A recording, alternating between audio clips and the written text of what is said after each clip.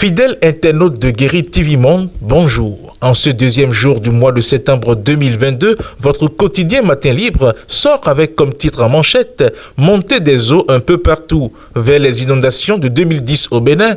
Ça alerte de toutes parts et des dégâts matériels sont déjà enregistrés au Bénin. La montée des eaux et les risques d'inondation restent évidents. Alors que des dizaines de décès sont déjà enregistrés au Niger, du fait des inondations, les Béninois doivent redoubler de vigilance. Et déjà, l'on craint des inondations comme celle de 2010. En dessous de la manchette, voici le premier titre inscrit. Restriction du droit de grève au Bénin. Ce que Anselme Amoussou fait observer à Talon. Quand vous vous attaquez aux acquis des travailleurs en matière de droit de grève, c'est quelque chose que j'évoque avec peine, mais parfois avec fierté aussi, parce que nous avons réduit au Bénin le droit de grève. Ce sont là les propos du président de la République, Patrice Talon, pour justifier la réforme relative à la restriction du droit de grève au Bénin. Des propos qui ont suscité moult réactions, dont celle du syndicaliste Anselme Amoussou, secrétaire général de la Confédération des syndicats autonomes. Selon le leader syndical, la meilleure manière d'empêcher les travailleurs béninois de recourir à la grève, c'est d'offrir un espace de dialogue inclusif qui les mette en confiance et leur fait même oublier qu'ils ont ce droit. Les travailleurs béninois ne sont pas des apatrides infantiles qu'il faut discipliner. Le gouvernement béninois devrait aller à l'école des pays où l'apaisement social a été obtenu, non pas en déchirant la législation du travail, mais en respectant les engagements vis-à-vis des travailleurs, a-t-il posté sur la page Facebook de la Confédération.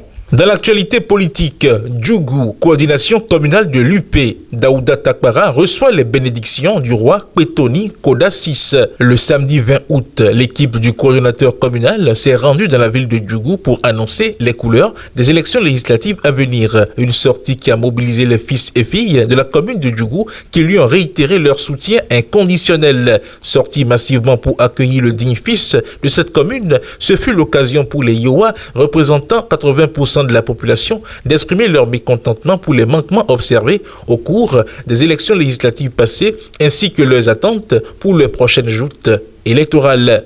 Don de kits scolaires, la chef d'arrondissement Gertrude Senandosa accompagne 500 enfants. La chef du 2e arrondissement de Porte-Novo a procédé ce mercredi 31 août 2022 à la remise de kits scolaires aux écoliers et élèves de 5 à 10 ans vivant ou non sur son territoire de compétence. Cette cérémonie de remise de dons dénommée Rentrée scolaire pour tous qui s'est déroulée à l'espace de fête Irene Kaché a connu une forte mobilisation des récipiendaires, des autorités locales et communales, mais également des parents d'écoliers et d'élèves.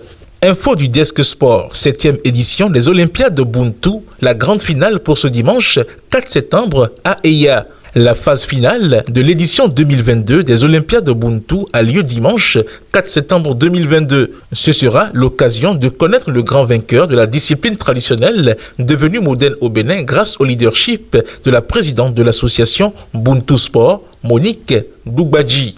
Nous restons toujours au Desk Sport, championnat national d'escrime. Le Fort français de Ouidah accueille l'édition 2022. La Fédération béninoise d'escrime réunit du 31 août au 3 septembre 2022 au Fort français de Ouidah les clubs des 4 coins du Bénin pour prendre part à l'édition 2022 des championnats nationaux d'escrime.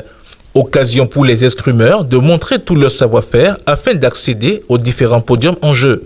Économie à présent, la GDIZ présentée aux investisseurs de France.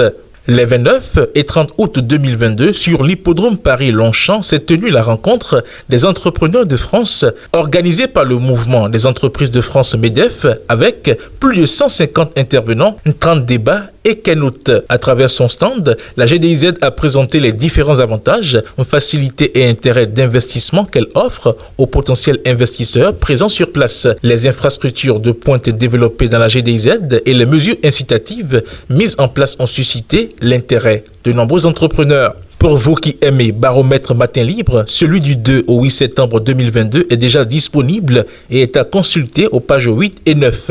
Fidèles internautes de Guérit TV Monde, le contenu de votre quotidien en sa parution du vendredi 2 septembre 2022 vous est ainsi livré. Bon week-end et à lundi.